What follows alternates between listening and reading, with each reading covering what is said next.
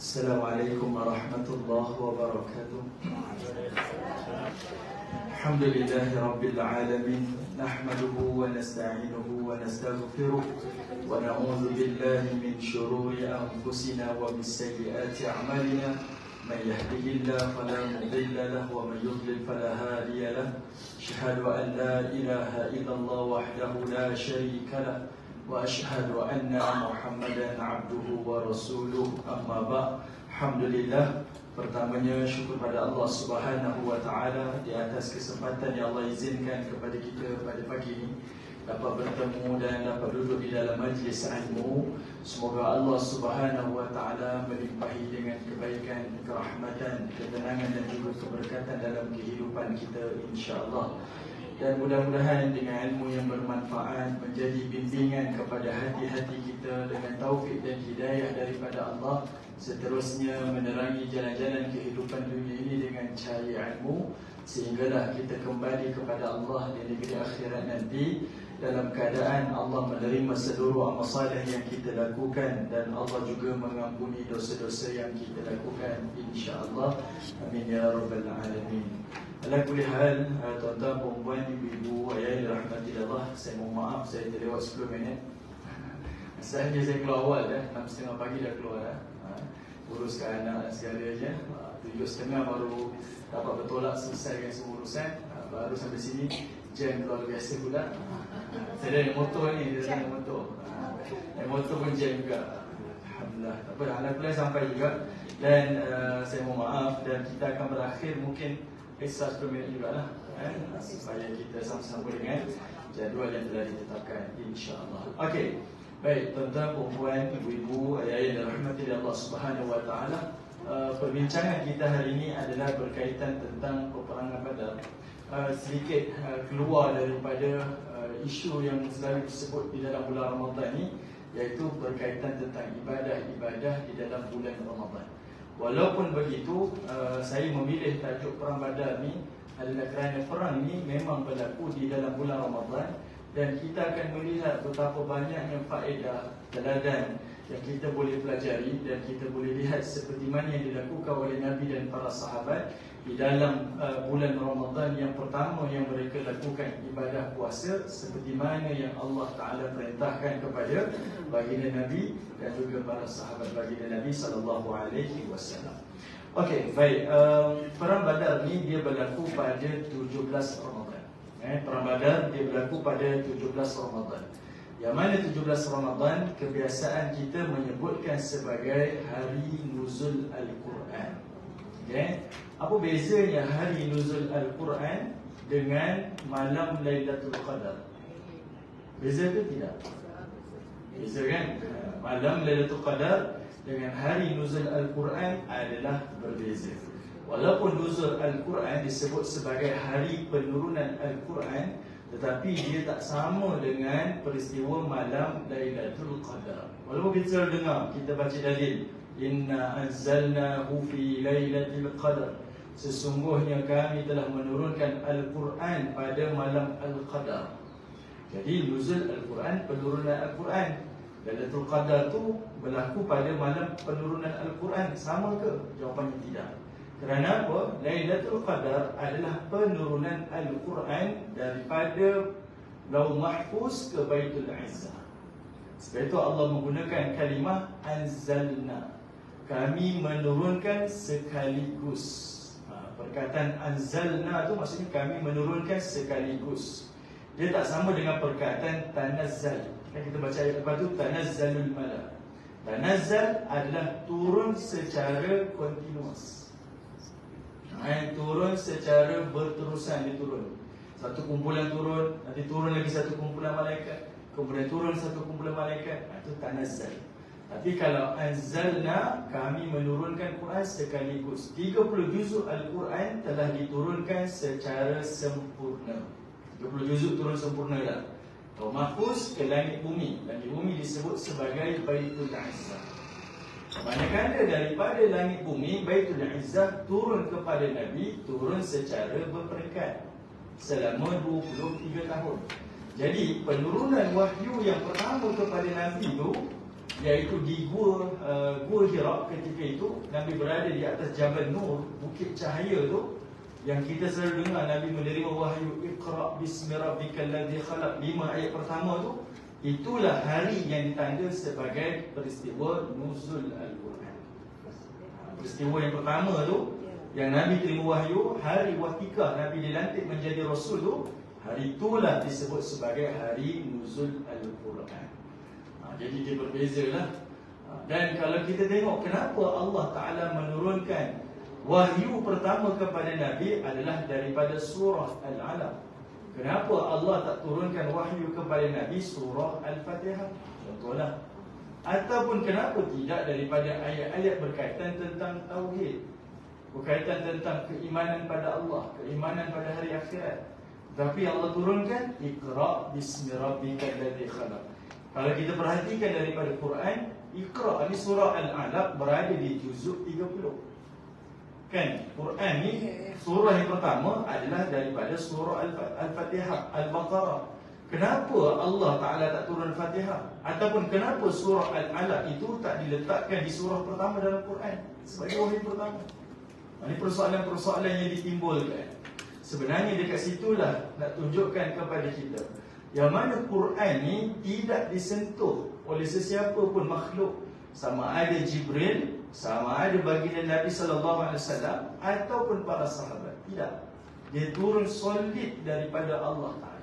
Kalau Quran ada campur tangan daripada manusia, berarti Quran itu akan ada kelemahan dan kekurangan. Quran ini solid daripada Allah Ta'ala. Macam mana Nabi tahu yang mana surah-surah ini telah disusun? Sebab ada sebahagian surah, satu surah yang pendek, seperti mana surah Al-Ma'un. 3 ayat pertama Allah turun di Mekah, 4 ayat berikutnya Allah turun di Madinah. Tapi tiba-tiba disusun jadi satu surah. Macam mana Nabi tahu? Yang ini adalah melalui tadarus Jibril dengan baginda Nabi pada malam-malam Ramadan. Jadi sebab itu Nabi tahu surah yang bertaburan, wahyu yang bertaburan di Mekah Madinah ini telah disusun oleh Allah Subhanahu wa Ta'ala. Okey. Baik, kenapa wahyu pertama Allah turunkan surah Al-Alaq, Iqra bismi rabbikal ladzi khalaq? Untuk menunjukkan kepada kita, menjadikan kepada kita, inilah agama yang berbeza dengan agama yang pernah muncul sebelum baginda Nabi dan agama yang akan muncul selepas baginda Nabi SAW. Dia takkan sama sekali. Kerana apa? Inilah satu-satunya agama yang mengajarkan dan menggalakkan umatnya untuk Iqra. Bacalah, kajilah dan terukailah segala bidang dan cabang ilmu. Tetapi duduk di bawah kerangka Bismi rabbikal ladzi khalaq, dengan nama Tuhan yang menciptakan. Sebab ada orang dia belajar jadi jahat. Orang yang buat perompak, orang yang jadi hackers dekat komputer ni, bukan orang tak pandai, pandai kan. Tetapi dia tak letak ilmu yang dia pelajari itu di bawah kerangka nama Tuhan. Jadi Allah Ta'ala perintah pada umat ni, kamu pergilah pelajari, terukailah ilmu. Sebab apa? Dengan galakan menuntut ilmu ni, Allah Ta'ala sebut di penghujung surah Al-Alaq, Allah kata apa? Wasjud waqtarib. Lagi banyak kamu pelajari ilmu, lagi banyak kamu akan sujud kepada Allah dan kamu akan hampir kepada Allah Ta'ala. Dia tak sama dengan agama-agama yang lain. Lagi dipelajari, lagi timbul keraguan.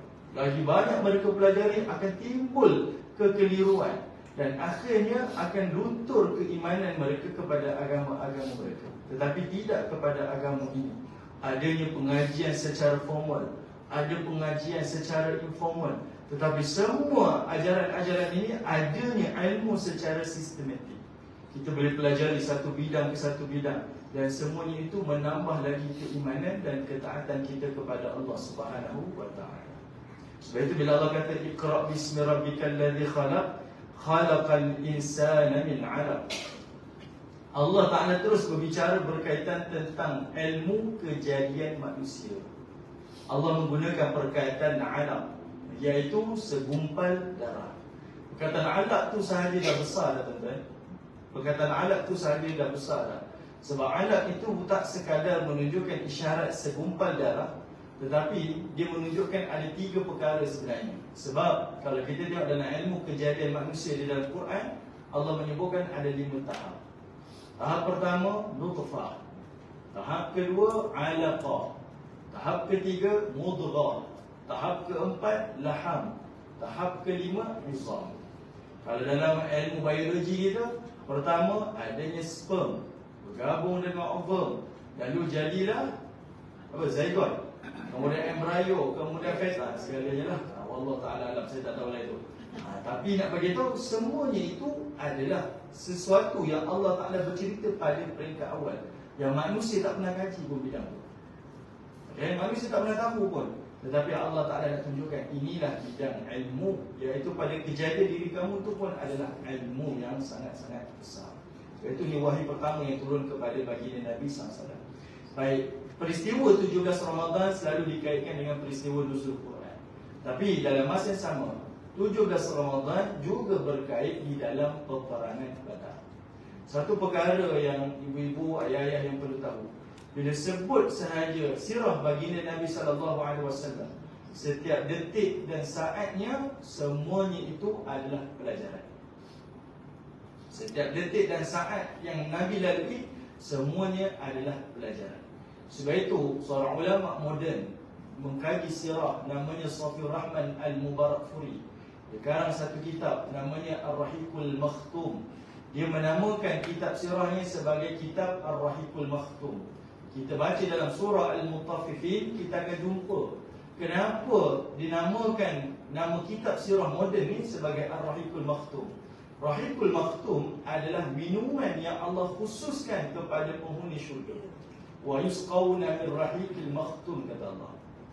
Dia adalah satu minuman yang diperbuat dari, yang minuman itu adalah sejenis arak yang dalam keadaan dia makhtum, tertutup, seal. Okey. Jadi dinamakan kitab sirahnya. Dia kata apa? Kitab sirah saya ni adalah Rahiqul Makhtum. Nama sempurna nama minuman dalam syurga. Ada dua sebab dia kata. Sebab pertama, sebab minuman air dalam syurga itu lagi diminum lagi lazat, lagi diminum lagi nikmat. Maka katanya begitulah dengan sirah baginda Nabi sallallahu alaihi wasallam. Lagi dipelajari, lagi digali, lagi banyak faedah yang kita dapat, lagi banyak teladan yang kita dapat. Bukan kita dengar cerita, cerita ni saya dah tengok tu Piramli, tengok saya dah jemu lah, tengok ulang-ulang ya. Kan? Tetapi tidak kepada sirah Nabi sallallahu alaihi wasallam. Hari ini kita dengar, kita dapat sekian faedah. Hari ini kita dengar sekian faedah. 1001 pengajaran dan teladan yang Allah Ta'ala ajarkan kepada kita. Sebab itu setiap detik dan saat yang dilalui oleh Nabi, semuanya ada pengajaran. Cumanya, kalau ibu-ibu ayah dirahmati Allah, ikuti kuliah saya masa saya kuliah Isra Mi'raj tempoh hari, sekitar bulan 2 hari itu, awal bulan 2 itu saya datang kuliah Isra Mi'raj. Kita dah bincang berkaitan dengan sirah baginda Nabi SAW. Kita akan tengok sirah Nabi SAW ni, kita tak sekadar tengok secara kronologi. Sebab itulah yang kita pelajari. Kita tahu itu je yang berlaku, tetapi lupa untuk kita mencerminkan kehidupan Nabi itu kepada kehidupan kita. Sebab itu yang lebih penting. Sebab apa yang saya boleh pelajari daripada sirah Nabi ni? Saya tengok sirah Nabi, apa yang saya boleh implement di dalam kehidupan saya, dan itu yang lebih penting. Okey, dan itulah yang kita akan tengok daripada sirah baginda Nabi SAW. Baik, sebelum saya nak mulakan tentang pengajian sirah perang Badar ni, saya suka untuk sebutkan dua dalil. Setiap kali kuliah sirah saya akan sebut dua dalil ni, dan saya akan sentiasa ulangi, sebab nak tunjukkan kepada kita betapa pentingnya belajar sirah ni. Pertama, iaitu berdasarkan kepada firman Allah. Allah Ta'ala menyebutkan, Qul in kuntum tuhibbunallaha fattabi'un.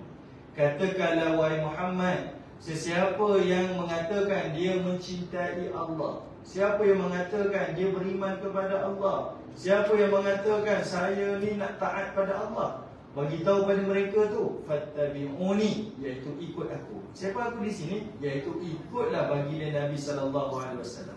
Macam mana nak ikut Nabi ni? Dia mesti ada 3 tahap. Tahap pertama adalah kita kenal. Mesti kenal dulu. Tak ada orang yang ikut seseorang tanpa dia kenal. Lepas kita kenal, tahap kedua baru kita cintai. Lepas kita cintai, barulah datang tahap ketiga, iaitu kita ikuti. Seseorang yang jadikan seseorang itu idola, ikutan dia, Mestilah sebab dia kenal. Lepas dia kenal, dia tahu saya sukalah dia. Dia cintai, barulah dia ikuti. Dia tak boleh main ikut je. Tak boleh. Dia mesti kenal dahulu, cintai dahulu, dan baru dia ikuti. Sebab itu disebut fattabi'uni, ikut aku. Ada 3 tahap dekat situ. Dan siapa yang mengikuti Nabi, Allah jamin dengan 2 perkara. Iaitu kata Allah Ta'ala, yuhibbukumullah. Allah akan membalas cinta kamu. Kamu kata kamu cinta aku, kamu ikut jalan Rasul. Inilah salah satu-satunya syarat. Macam kita pesan pada anak gadis kita lah, Anak, kalau ada orang yang nak kawan dengan awak bagi tahu dengan abah. Jangan ikut jalan lain, ikut abah juga. Mesti jumpa abah dulu, jangan pandai-pandai. Kita pesan macam tu kan. Macam itulah Allah Ta'ala berpesan kepada umat dia. Kalau kamu benar-benar mencintai aku, tak ada jalan melainkan kena ikuti jalan baginda Nabi SAW. Siapa yang ikut jalan Nabi, Allah jamin 2. Pertama, Allah balas cintanya. Yuhibbukumullah. Dan bila Allah Ta'ala mengatakan dia membalas cinta kita, tak keterlaluan untuk saya katakan Allah Ta'ala meletakkan dirinya sebagai kekasih kepada hamba-Nya. Dan itu sebenarnya satu jaminan kebahagiaan kepada seorang hamba dunia dan akhirat.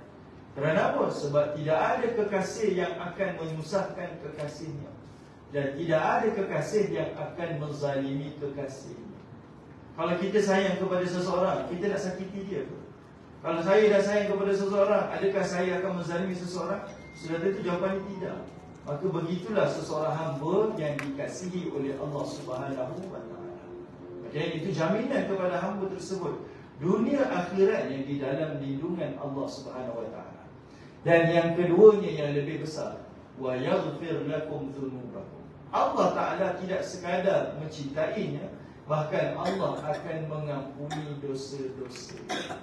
Dan ini menunjukkan kepada kita dalil kenapa saya perlu pelajari sirah baginda Nabi SAW. Dalil yang kedua daripada riwayat Al-Imam Bukhari dan Al-Imam Muslim, sanad yang sahih, kata Nabi SAW, la yu'minu ahadukum hatta an akuna ahabba ilaih.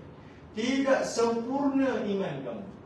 Habis sebut la yu'minu ahadukum, tak sempurna iman kamu. Kalau Nabi dah kata tak sempurna iman ni, kita boleh jangka nak masuk syurga kena ada kesempurnaan iman. Tak sempurna iman saya ni layak ke tidak? Sebab itu Nabi sebut tak sempurna iman kalian hatta an akuna ahabba ilai min walidi wa walidi wan nasi ajmain. Selagi mana kamu tidak mencintai aku ni sebagai Rasul ni lebih daripada cinta kamu kepada ibu bapa kamu, lebih cinta kamu kepada anak-anak kamu, dan lebih cinta kamu kepada seluruh manusia. Ini menunjukkan kepada kita satu tanda mencintai Nabi adalah cinta yang kemuncak, cinta yang paling utama, dan cinta yang pertama melebihi segala manusia. Sebab cinta Nabi bukan cinta pilihan di riwayat rahmat Allah. Dia adalah cinta keimanan dan cinta kewajiban. Kita bolehlah pilih-pilih kan, saya suka dia, saya tak suka dia, tetapi tidak pada baginda Nabi SAW. Dia adalah cinta kewajiban yang membawa kepada cinta keimanan. Mencintai Nabi adalah sebahagian daripada keimanan, kesempurnaan keimanan. Mencintai Nabi berarti mencintai dan mentaati perintah Allah Ta'ala. Saya suka pepatah Melayu sebut apa? Tak kenal tak cinta kan. Dan kita ni akan menjadi hamba kepada apa yang kita cintai. Seseorang yang cintakan harta, jadilah hamba kepada harta. Seseorang yang cintakan manusia, jadi hambalah kepada manusia. Seseorang yang menjadi hamba kepada Tuhannya, mencintai Tuhannya, maka manusia itu akan menjadi hamba kepada Tuhannya. Yang paling beruntung adalah orang yang mencintai Tuhannya, mahabbah kepada Tuhan. Okey, baik. Ibu-ibu, ayah yang dirahmati Allah Subhanahu wa Ta'ala. Sekarang kita akan masuk di dalam peperangan Badar. Perang Badar ataupun apa sahaja pengajian sirah, dalam fikiran kita kena bahagikan kepada 3 perkara. Apa sahaja. Hari itu kita bincang Isra Mi'raj pun saya sebut benda yang sama. Iaitu dia mesti ada fasa sebelum, dia mesti ada fasa semasa, dan dia mesti ada fasa selepas. Dengan adanya fikiran yang seperti ini dan kita tahu secara tuntasnya perkara ini, menjadikan kita tidak tersalah faham dengan pengajian sirah. Tak tersalah faham, tak tersalah konteks. Kadang-kadang kita fikir, kenapa jadi macam ni? Kenapa Nabi ni sikit-sikit nak buat halangan, nak jadi dalam padang pasir tu? Contoh ada orang menuduh kan.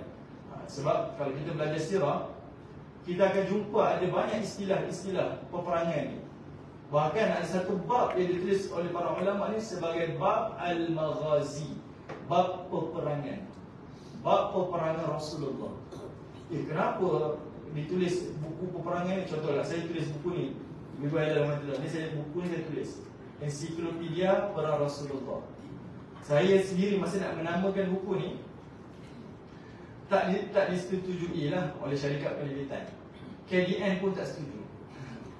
Dia kata, kenapa ustaz nak tulis buku yang ada title perang? Adakah kita ni nak bawa imej keganasan? Bukankah Islam ni rahmah?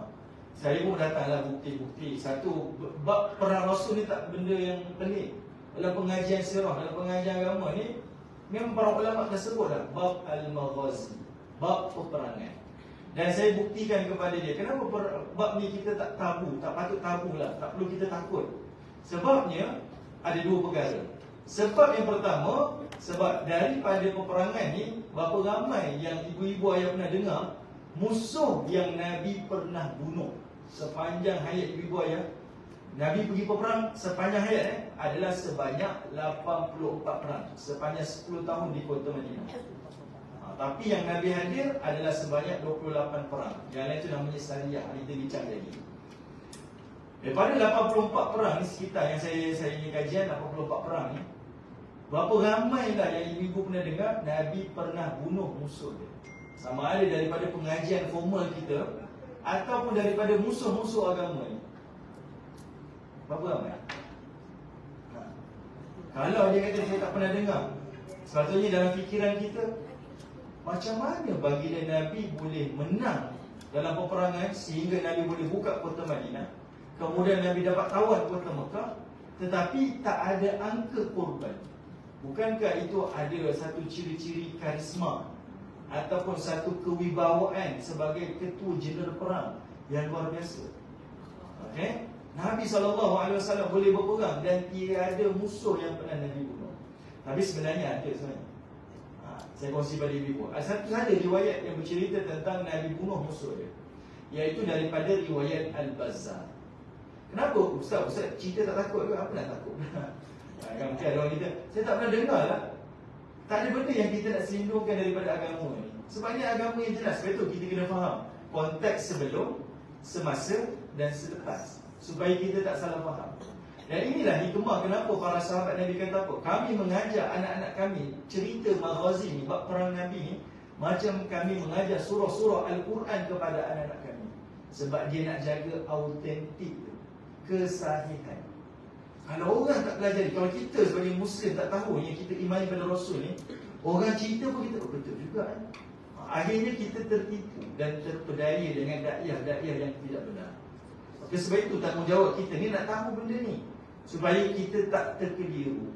Dan sebab itu para ulama tak rahsiakan apa-apa pun. Dan saya sibuk pada ibu ayah, Nabi SAW dalam satu riwayat sahaja, riwayat Al-Bazzar, merekodkan Nabi pernah bunuh musuh dia, seorang sahaja, namanya Ubay bin Khalaf. Ubay bin Khalaf. Tapi dengan dulu cerita dia, satu-satu je riwayat bercerita Nabi bunuh musuh ni daripada kalangan orang musyrikin Mekah. Tetapi kebanyakan tak setuju. Kenapa? Sebab Ubay bin Khalaf ni dalam rekod menyebutkan dia dalam peperangan Uhud, dia mati dalam perang Uhud. Selepas kekalahan musyrikin pada perang Badar, Ubay bin Khalaf ni dia letak satu cita-cita. Dia beli seekor kuda dan dia kata apa? Aku beli kuda ni untuk membunuh Muhammad. Itu niat dia. Dia tak kata nak bunuh Abu Bakar, dia tak kata nak bunuh Umar ke ataupun yang lain-lain. Dia kata aku nak bunuh Muhammad. Itu cita-cita dia. Dan ucapan dia disampaikan oleh seorang sahabat Nabi daripada Mekah kepada Nabi di Madinah. Dan Nabi kata apa? Sebelum Ubay membunuhku, aku membunuhnya terlebih dahulu. Ini protection daripada Nabi kan. Orang ancam dia kan, maka dia ancam orang tu balik. Ucapan Nabi sampai kepada Ubay bin Khalaf di kota Mekah dan menggeletar tubuh dia. Sebab Nabi pegang rekod sebagai Al-Amin, dia tak pernah bohong. Yang beriman dengan Nabi percayai ucapan Nabi, yang memusuhi Nabi pun percaya ucapan Nabi. Jadi dia menggeletar. Jadinya dalam peperangan Uhud, dia kejar dengan kuda dia menuju kepada Nabi SAW. Lalu baginda Nabi SAW ni bagi satu senjata. Senjata ni senjata tumpul. Tak disebutlah, tapi kita boleh andaikan sebagai senjata tumpul. Dan senjata tu jatuh di atas ni. Kalau kita pegang kita punya dada ni, ke atas ni ada lekuk ni. Kalau ibu-ibu yang dirahmati Allah, nak tengok zaman Nabi berperang, baju perang dia bukan pakai jubah lah ibu-ibu. Itu mindset kita kan. Bila kita tanya jihad dekat dalam Google, mesti gambar kuda, orang pegang pedang, pakai jubah pakai serban. Sebenarnya tidak, mereka pakai baju besi dan topi besi. Nak tunjukkan kepada kita, walaupun baginda Nabi ni adalah imamul mutawakkili, imam yang paling bertawakal pada Allah Ta'ala sebagai Rasul, tapi Nabi pun melindungi diri dia dengan ikhtiar. Ni kita letak kunci dekat motor je, tawakal. Ni wali kita. Kan? Kita bisa biar je kunci. Tidur malam tak kunci gerai pintu rumah. Sebab apa? Saya tawakal pada Allah Ta'ala. Tak boleh macam tu. Kita kena ada usaha. Sebab itu Nabi pakai topi besi, baju besi. Kalau ibu-ibu ayah tengok, di zaman Nabi SAW, topi besi dan baju besi dia, di antara kawasan leher ni dan tengkuk belakang ni, dia tidak ada penutup ataupun lapik. Tak ada lapik besi. Okay? Jadi mereka akan lapik dengan ada macam berantai, kait baju berantai. Saya susah nak gambarkan, melainkan kalau ibu-ibu ayah boleh buat bandingan, zaman Nabi ni dia sama macam zaman medieval di Eropah. Masa saya buat kajian pun macam tu jugalah. Saya cuba bandingkan lah, seolah-olah macam tu. Daripada riwayat hadis, tengok dengan zaman medieval tu dia hampir-hampir. Jadi kawasan ni adalah kawasan yang terbuka lah. Kawasan terbuka. Baju ni semua baju besi ni. Lapik tangan ada, lapik lutut ada, semua ada. Tapi dekat kawasan ni terdedah. Senjata yang Nabi campak tu jatuh dekat sini. Betul-betul kat atas ni. Ubay bin Khalaf ni punya takut. Dia pecut dia punya kuda dia sampai ke kota Mekah. Mekah Madinah ni berapa jauh ibu-ibu? Hampir 500 km kan. Kalaulah Nabi bunuh, jangan kata 500 km, 5 meter pun mati lah. 50 meter situ juga dia gugur. Dalam perang kan, mestilah dihunus ke, ditombak ke, mati terus. Ni dia boleh tunggang selamat tiba di Mekah dan baru meninggal di kota Mekah. Sebab itu sebahagian besar yang ulama tak setuju yang katanya Nabi membunuh umat dia. Yang kedua, sudah tentulah Nabi nak melindungi dirinya. Kita sendirilah kalau diikat di rumah, waliyazubillah, ada orang acuk pisau dekat leher kita, tiba-tiba kita ni ada kesempatan dapat melindungi diri kita dan kita tikam dia. Adakah kita didakwa sebagai pembunuh? Sebab itu tidak kan? Kita nak melindungi diri kita. Okey? Macam itulah kita akan tengok kepada pengajian sirah. Okey. Sekarang kita tengok di dalam peperangan Badar. Rasanya Puan Ajar tak sempat hari ini nak selesai habis. Jadi boleh 9-10 sejam ni. Okay. Ala kulihan, mungkin kita ada 2 siri. Sepatutnya saya punya rancangan hari ini cerita perang Badar, dan hari esok kita ada lagi kan. Kita akan bincang tentang Fatu Mekah, pembukaan kota Mekah. Kita akan tengok berkaitan tentang macam mana Nabi membuka kota Mekah, dan saya sebenarnya nak kaitkan juga dengan sedikit berkaitan tentang ibadah haji. Tapi rasa macam tak sempat. Sebab biasanya saya dalam kuliah membawa kisah perang Badar ni, sejujurnya dia tak kurang daripada 5 siri. 5 siri selalunya lah. Ada tahap dengan setahap kita akan selesaikan. Okey, ala kuliah tak mengapalah. Ini sebagai permulaan. Dan mungkin ibu-ibu ayah yang mungkin mempelajari sirah, baca buku sirah, mungkin dah sebahagiannya tahu. Cuma yang saya highlightkan, kita nak pelajari dari sudut pengajaran, teladan daripada peristiwa. Okey, sekarang kita punya fokus sekarang adalah peristiwa sebelum peperangan Badar. Okey, sebelum peristiwa perang Badar. Perang Badar saya sebutkan tadi dia berlaku pada 17 Ramadan. Tapi Nabi SAW keluar daripada kota Madinah menuju ke Badar, sebenarnya tarikh dia sempena hari ini, 8 Ramadan. Dia jatuh pada 8 Ramadan. Sebahagian ulama menyebutkan 12 Ramadan. Tetapi Nabi keluar lebih awal. Walaupun dengan niat yang lain, akhirnya terjadi lain. Tetapi di sini ada satu pengajaran. Nabi sentiasa melakukan preparation. Itu pengajaran dia. Kita tak boleh buat sesuatu benda tu hentang promo. Mesti ada persediaan. Kita nak buka sekolah tahfiz, mesti ada persiapan dan persediaan, khususnya dari sudut kewangan. Kalau tidak, akhirnya menjadi fitnah kepada agama. Kan? Yang ni tak nak bincang banyak je lah, tapi nak bagi hint-hint dulu. Yang ini kita akan tengok pada perbuatan-perbuatan Nabi ni 1001 pengajaran. Sebagai contoh lah, macam sunnah baginda Nabi SAW. Nabi ni sentiasa mendahulukan yang kanan, kemudian yang kiri. Masuk tandas kaki kiri, masuk rumah kaki kanan, masuk masjid kaki kanan, pakai baju tangan kanan, tanggalkan baju tangan kiri.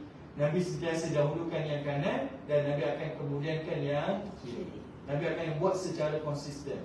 Kita sebagai umat Nabi tahu tak sunnah ni? Tahu kan? Tapi adakah sejujurnya kita lakukan secara konsisten? Kadang yang kita buat kan, kadang tak yang kita tak buat. Masuk dia orang pula ke kanan ke kiri tadi? Saya tak ingat. Tak terfikir pula. Sedangkan ni sunnah kan? Ni sunnah yang kita belajari. Tapi sebenarnya nak bagi tahu pada ibu ayah, selain daripada sunnah itu, kanan dan kiri, sebab ada yang perbuatan kita tak boleh implementkan sunnah Nabi itu. Contohnya macam kita makan. Nabi makan guna tangan kan? Habis kalau ibu makan mi laksa macam mana? Takkan pakai tangan, pakai sudut. Saya tak boleh buat sunnah Nabi contohnya. Ataupun ibu-ibu naik kereta sebagai pemandu, boleh ke masuk kaki kanan dulu? Dia tak boleh. Jadinya dekat situ Nabi nak tunjukkan kepada kita, selain daripada sunnah kanan dan kiri, Nabi nak ajarkan kenapa Nabi boleh buat konsisten kanan dan kiri ni secara konsisten, tak culas pun. Sebab Nabi ni adalah orang yang well planned, orang yang sentiasa melakukan persediaan secara rapi. Dia tak kalah-kalah lah macam kita. Sebab tu kita ingat kanan kiri tak ingat. Tapi sebab Nabi tahu dia nak buat apa dan dia merancang. Sebab dia merancang itulah dia konsisten. Dia tahu mana nak kanan dan mana nak kiri. Jadi orang yang sentiasa merancang, well planned ni adalah orang yang sebahagian mengikuti sunnah baginda Nabi SAW. Okay? Baik. Sekarang kita nak tengok sirah peperangan Badar ni. Sebelum berlaku perang Badar ni, perang Badar adalah perang yang ke-9. Dia berlaku bulan Ramadan tahun kedua Hijrah. Tapi sebenarnya dia adalah perang yang ke-9. Ada 8 perang rentetan sebenarnya. Ada 8 perang awalnya.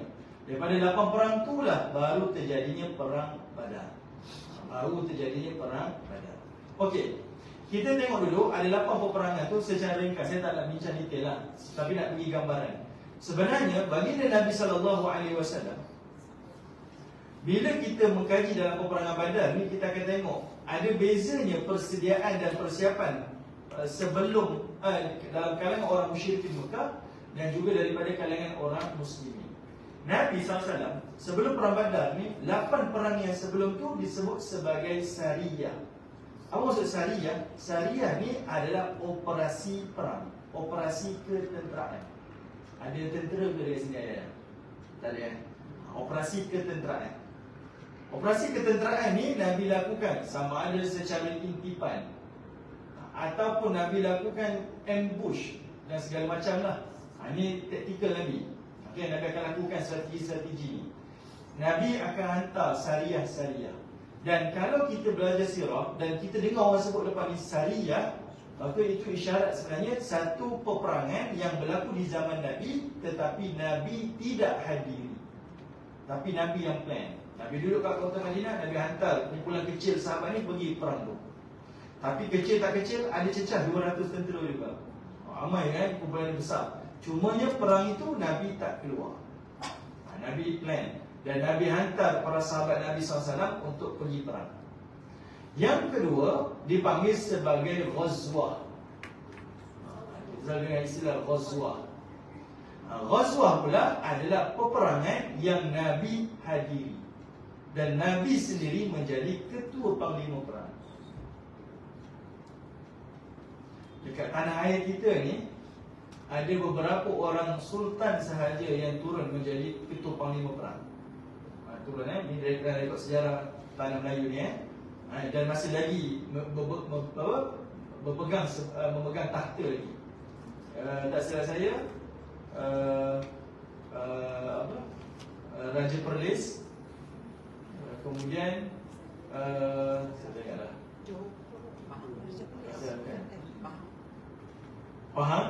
Pahang, Kedah, Sultan Kedah, ada beberapa lagi, okey. Kita boleh tengok, maksudnya dia sebagai ketua negara dan dia turun sebagai ketua panglima, mengangkat senjata. Dia bukan kita kata yang acah-acah atau boleh-boleh, tidak, tetapi dia berhadapan dengan musuh-musuh, dengan komunis dan sebagainya. Ini kewibawaan lah. Jadi Ghazwah tu Nabi sendiri turun sebagai ketua panglima perang. Okey, Nabi sendiri turun sebagai ketua panglima. Okey, sekarang kita perhatikan. Baginda Nabi SAW, dia hantar operasi-operasi ini adalah untuk buat halangan. Dalam bahasa mudahnya, dia buat roadblock. Kenapa Nabi buat roadblock? Sebab Nabi nak mengambil harta rampasan perang. Okey, dia ada whiteboard. Okey, ada whiteboard panjang boleh saya tulis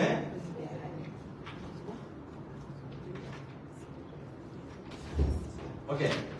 Kita perhatikan baginda Nabi SAW, Allah Ta'ala perintahkan, ini kita ambillah Jazirah Arabia, bawah ni Mekah, dekat sini Madinah, dekat atas ni Syam. Okey. Nabi SAW, Allah perintahkan hijrah ke kota Madinah. Kenapa Allah Ta'ala perintahkan Nabi ke kota Madinah? Ada 3 sebab utama. Ni sebab yang kita tak perasan sebenarnya. Sebab pertama adalah berkaitan tentang dakwah. Sebab yang kedua adalah berkaitan tentang ekonominya. Yang ketiga adalah berkaitan dengan ketenteraan. Dan 3 perkara inilah yang paling digeruni oleh orang Mekah. Pernah tak kita terfikir, orang Mekah tak suka Nabi duduk kat kota Mekah? Orang Mekah tak suka. Bila Nabi SAW duduk kat kota Mekah, dia ancamnya Nabi, dia buruk-buruknya Nabi, dan diseksa Nabi SAW.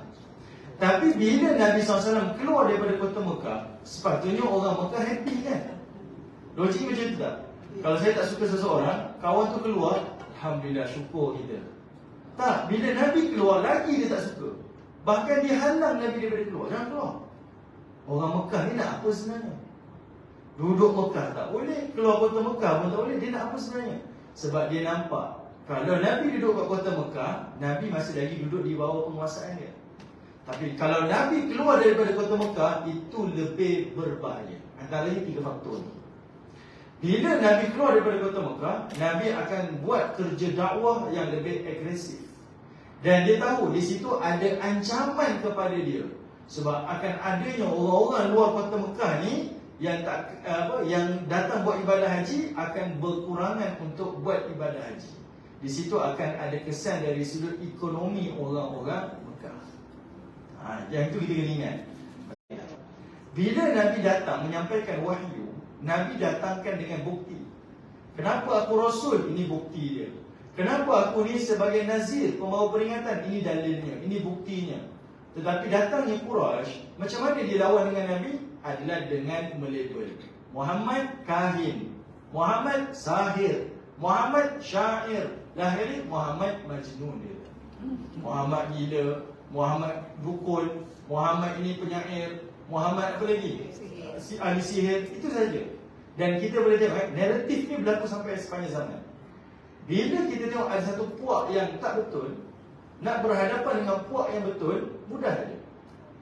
Puak yang betul akan membuktikan dengan bukti-bukti dia. Kalau hari ini dengan data-data dia.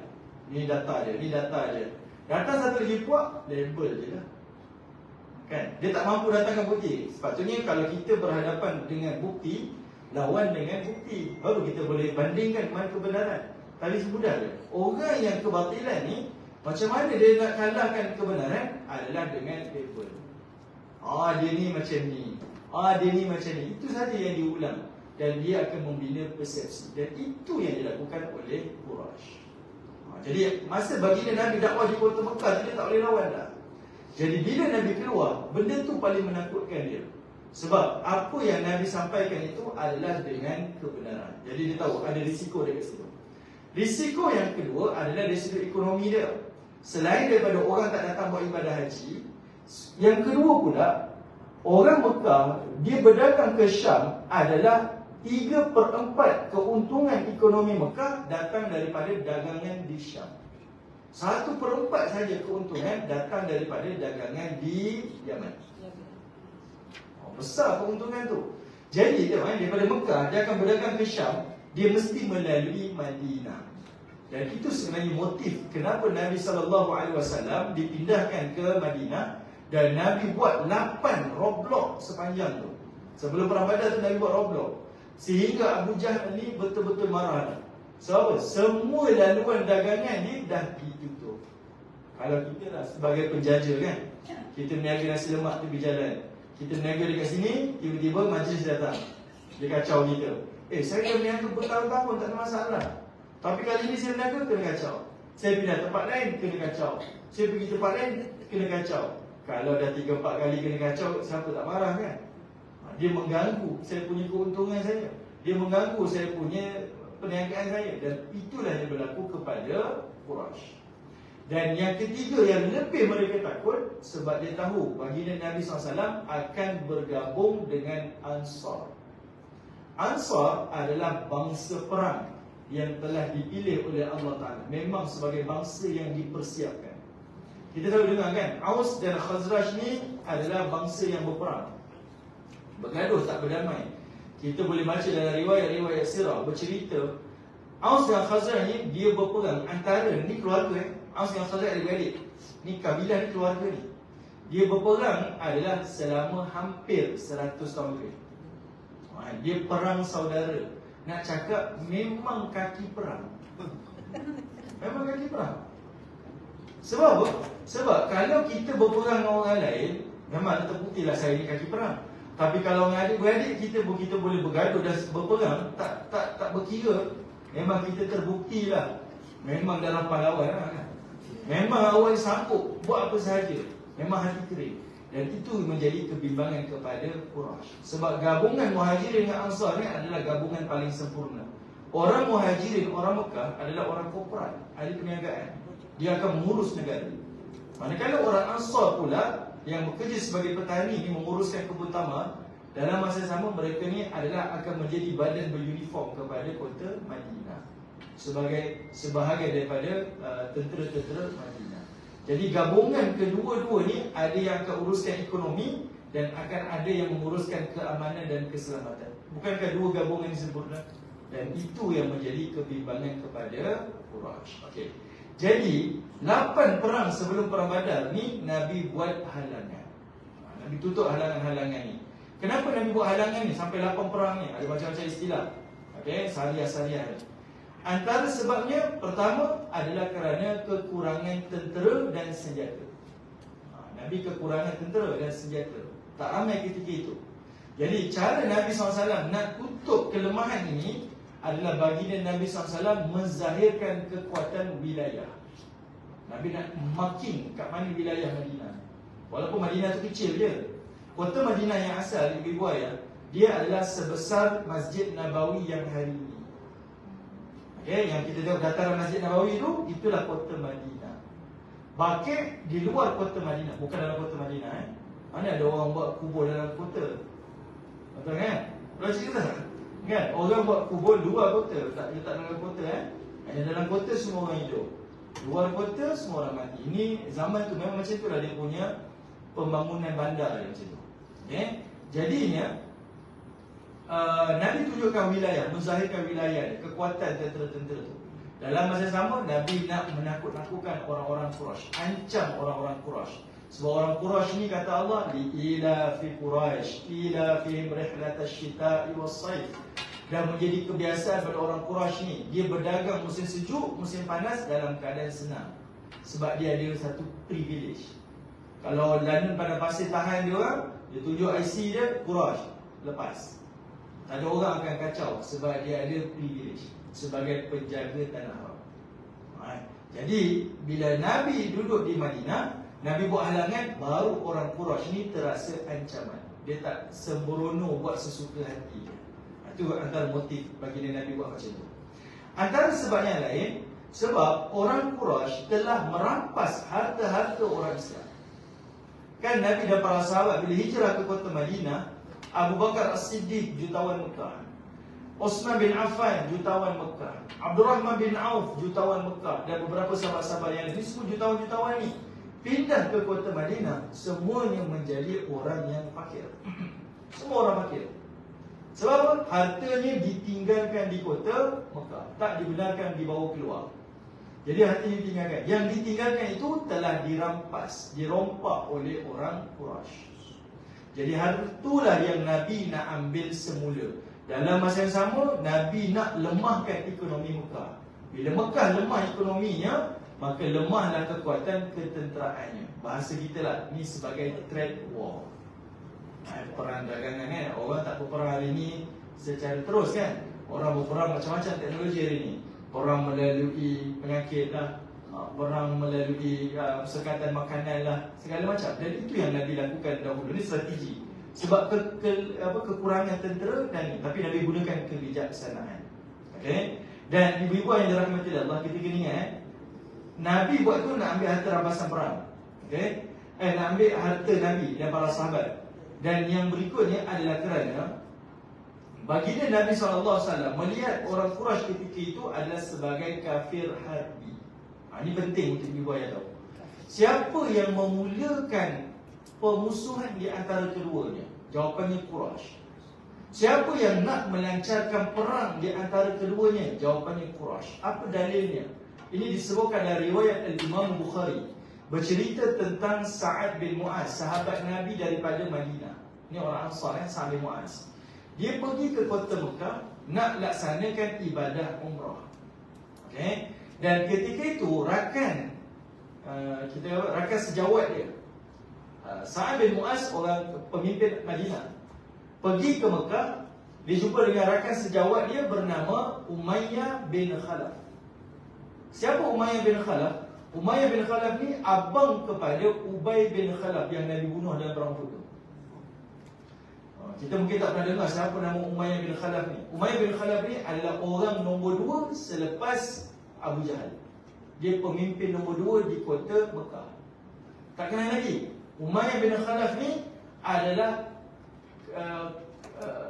tuan kepada Bilal bin Rabah. Selalu kita dengarkan Bilal bin Rabah dia empat batu tu. Yang bila kata Ahad kan. Siapa tuan yang buat? Tu Umayyah bin Khalaf. Tu tuan dia Umayyah bin Khalaf. Dan siapa lagi Umayyah bin Khalaf ni? Umayyah bin Khalaf ni adalah dia orang yang Allah Ta'ala sebut dalam Quran. Allah tegur dia melalui surah Al-Humazah. Wailul likulli humazatil lumazah alladhi jama'a malan wa adada. Itulah dia, Umayyah bin Khalaf. Cerita tentang dia ni lah.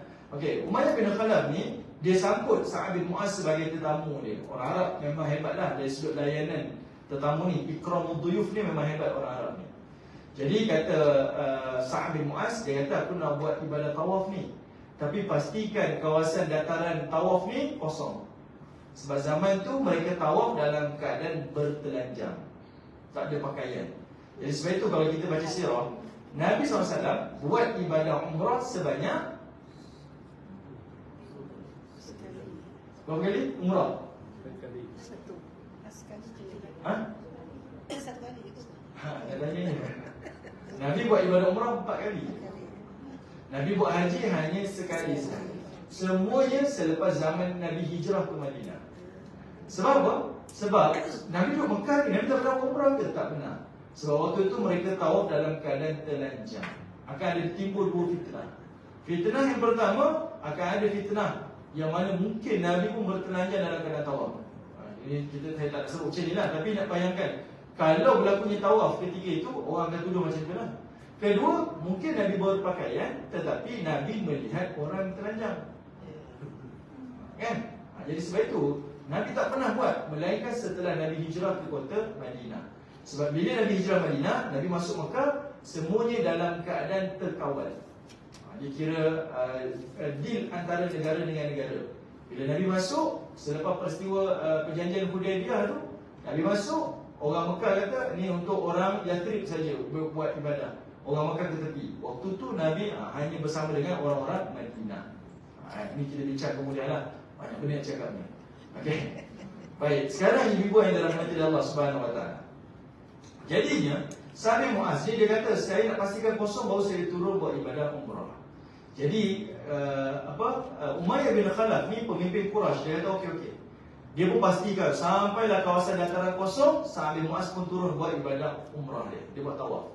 Waktu dia tawaf, tiba-tiba datang Abu Jahal. Dan Abu Jahal telah mengancam dia. Dan Abu Jahal kata apa? Kenapa kamu memberikan keizinan kepada orang yang kami halau ni, iaitu Muhammad ni? Sebab Nabi duduk kat Madinah kan. Kenapa kamu setuju untuk melindungi dia? Bukankah kamu tu sepatutnya rasa terancam dengan kami ni? Lebih kurang macam itulah. Kalau tengok teks Arab dia lain dah sebut, tapi lebih kurang masuk macam tu. Dan dia kata apa? Kalau selagi mana kamu tak memberikan jaminan kepada Muhammad, maka selagi itulah kami akan memberikan ancaman. Dekat situ sebenarnya dia telah mengisytiharkan perang antara Mekah dan juga Ansar. Mekah dengan orang-orang muslimin di Madinah. Mereka melihat itu sebagai ancaman dan meletakkan sebagai kafir harbi. Umayyah bin Khalaf ni kalau cerita, dia lucu Umayyah bin Khalaf ni. Waktu dia berlaku bergaduh antara Sa'ad bin Mu'az dengan Abu Jahal, maksudnya bergaduh mulut. Ketika itu Umayyah bin Khalaf ni duduk kat tengah-tengah. Saya nak berpihak dekat bos ke nak berpihak dekat kawan? Dia antara dua. Tengah-tengah dia nak cakap tu, akhirnya dia kata, wahai Sa'ad bin Mu'az, kamu bertenanglah, kamu balik dulu, rehat dulu, jangan gaduh-gaduh lah. Sa'ad bin Mu'az betul-betul terluka. Sebab bagi orang Arab, tetamu ni mulia. Jadi bila Umayyah bin Khalaf muliakan bos dia daripada tetamu dia, itu adalah satu penghinaan. Penghinaan bagi dia. Dan dia kata, dia tak terfikir yang mana Umayyah bin Khalaf boleh berpihak kepada Abu Jahal, tak melindungi dia sebagai tetamu. Maka dia kata apa? Aku pernah dengar Nabi Muhammad pernah menyebutkan engkau akan dibunuh olehnya. Umayyah bin Khalaf ni mati dalam perang Badar juga. Bila disebut macam tu, Umayyah bin Khalaf tu belah dia. Dia tinggalkan pergaduhan antara Sa'ad bin Mu'az dan Abu Jahal. Dan sepanjang dia balik, kat mulut dia kata apa? Dia kata, aku akan dibunuh. Dia dah jadi sebab dia tahu apa yang keluar daripada mulut Muhammad adalah perkara yang benar. Jadi dia balik, isteri cakap, bang kenapa ni bang? Dia kata tadi Sa'ad bin Mu'az kata bla bla bla bla. Dia kata Muhammad akan bunuh aku. Dan dia kata, aku berjanji sekali-kali aku tak akan keluar lagi daripada kota Mekah. Aku tak akan keluar lagi. Dan ini sebenarnya rentetan-rentetan awal perpecahan tentera musyrikin Mekah sebelum berlakunya peperangan Badar. Banyak cerita dia lah. Okey, baik, sekarang kita tengok. Baginda Nabi SAW, bila nak keluar dalam peperangan Badar, kita pecahkan kepada dua. Kalau ikut cerita ni banyak, tapi saya nak tunjukkan kepada ibu ada beberapa perkara. Dalam kalangan orang musyrikin Mekah, apa yang berlaku di kamp musyrikin Mekah sebelum keluar dalam peperangan Badar? Okey, ibu-ibu yang dirahmati Allah, cuba buka surah Al-Anfal. Surah Al-Anfal ayat 47. Surah Al-Anfal ayat 47. Surah yang ke-8. Okey, ini adalah surah Al-Anfal disebut sebagai surah Al-Badar. Kisah perang Badar ni disebutkan di dalam surah Al-Anfal. Ayat 47 Lepas surah Al-Anfal adalah surah At-Taubah. Allah berbicara tentang perang Tabuk. Perang Badar ni kira perang awal, perang Tabuk perang terakhir Nabi SAW. Dua surah ni Allah Ta'ala letak beriringan. Okay? Al-Anfal dengan surah At-Taubah. Ni kalau kita masuk kita hampir masuk lah kan surah Al-Anfal. Kalau yang tak ada kita baca surah Al-Anfal asli. Dalam surah Al-Anfal kan. Okey, kita tengok ayat 47 ni, Allah Ta'ala bicara berkaitan tentang musyrikin Mekah keluar daripada Mekah menuju ke medan Badar. Allah kata apa? Wala takunu kalladzina kharaju min diyarihim. Dan janganlah kamu menjadi seperti mana orang yang keluar daripada negerinya. Ini merujuk kepada Abu Jahal and the gang yang keluar dari Mekah menuju ke Badar. Okay? Mereka keluar daripada negeri Mekah pergi ke Badar. Allah kata jangan jadi macam mereka. Sebab apa? Pertama kata Allah, mereka keluar dalam keadaan batara. Dia keluar dalam keadaan sombong. Banyak benda lah yang dia buat. Abu Jahal ni adalah orang yang sangat menjaga reputasi dia. Dia mati dalam perang Badar Abu Jahal ni. Dan dia mati pun dia nak jaga reputasi dia. Waktu saat dia mati tu dia jaga reputasi dia. Rasanya ibu ayah pun tahu ceritanya. Ketika mana ada dua pemuda Ansar yang duduk di atasnya nak menikamnya, dia masih lagi cakap, tak ada orang yang lebih layak ke yang nak membunuh aku? Punya jaga reputasi. Tak ada ke orang yang lebih layak ke nak membunuh aku ni? Sebab dia penguasa, pemimpin nombor 1 Mekah. Yang dua orang pemuda ni bekerja sebagai petani Mekah, petani Madinah, bekerja kebun kurma. Dan dua-dua tu orang muda, tak setanding dengan Abu Jahal.